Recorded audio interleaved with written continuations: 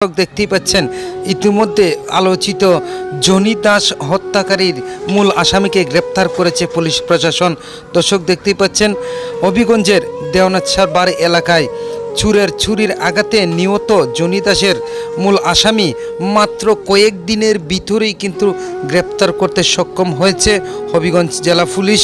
দর্শক দেখতে পাচ্ছেন ইতিমধ্যে জনি দাস হত্যার আসামি এই চুরকে কিন্তু ইতিমধ্যে আমরা দেখতে পাচ্ছি থানায় হ্যান্ডওভার করা হয়েছে এবং তার মুখ থেকে প্রাথমিকভাবে যে স্বীকারোক্তি নিয়েছে পুলিশ প্রশাসন।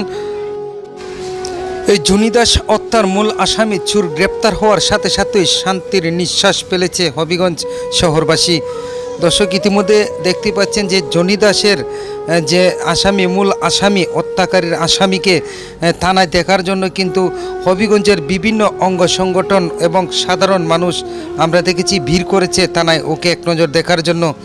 দর্শক এবার জানা যাক কে এই চুর, কে কোথায় তার বাড়ি, কোথায় ছিল এবং কোথায় থেকে তাকে গ্রেপ্তার করা হয়েছে।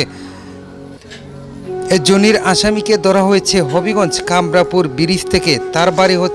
তার বর্তমান বাড়ি হচ্ছে হরিপুর হবিগঞ্জ। তার নাম হচ্ছে সাজু। এই চুরের নাম হচ্ছে সাজু। তার অরিজিনাল বাড়ি হচ্ছে আজমিরগঞ্জ উপজেলার শিবপাশা ইউনিয়নের পশ্চিমবাগ গ্রামে। বর্তমানে বাসা ভাড়া থাকেন নাতিরাবাদ এলাকায়। দর্শক এই চুরের কিন্তু বিভিন্ন ঠিকানা, বিভিন্ন বাড়ি থাকে, তবে অরিজিনাল বাড়ি হচ্ছে আজমিরগঞ্জ শিবপাশা পশ্চিমবাগ গ্রামে। দর্শক এই চুরটিকে চিনে রাখুন।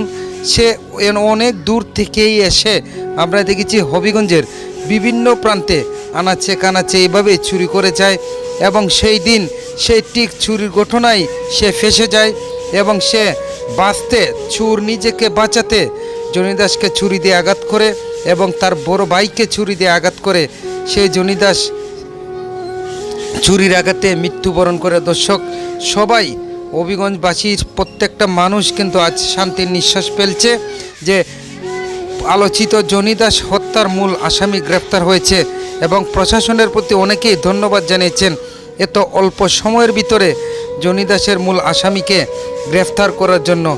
দর্শক আমাদের এই নিউজটা যে যেখান থেকে দেখছেন অবশ্যই আপনার মূল্যবান মতামত কমেন্টস করতে জানাবেন না।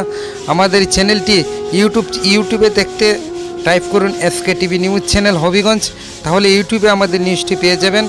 আর লাইক সাবস্ক্রাইব করতে ভুলবেন না দর্শক। তবে এই মুহূর্তে হবিগঞ্জে কিন্তু আসলে শান্তির নিঃশ্বাস জনগণ ফেলেছে, কিন্তু ইতিমধ্যে জনি দাসের যে মূল আসামি গ্রেপ্তার হয়েছে। আর দর্শক পরবর্তীতে কি হবে বিচার কার্যক্রম, যে আইনি সিস্টেম অনুযায়ী যে বিচার কার্যক্রম শুরু হবে শেষ পর্যন্ত নিউজ আপনাদেরকে আমরা দেখানোর চেষ্টা করব। পরবর্তীতে কি হচ্ছে না হচ্ছে সেই দিকে আমরা লক্ষ্য রেখেছি এবং সেইগুলা আপনাদের সামনে অবশ্যই আমরা তুলে ধরার চেষ্টা করব। আশা করি আমাদের এসকে টিভি নিউজ চ্যানেলের পাশে আপনারা থাকবেন।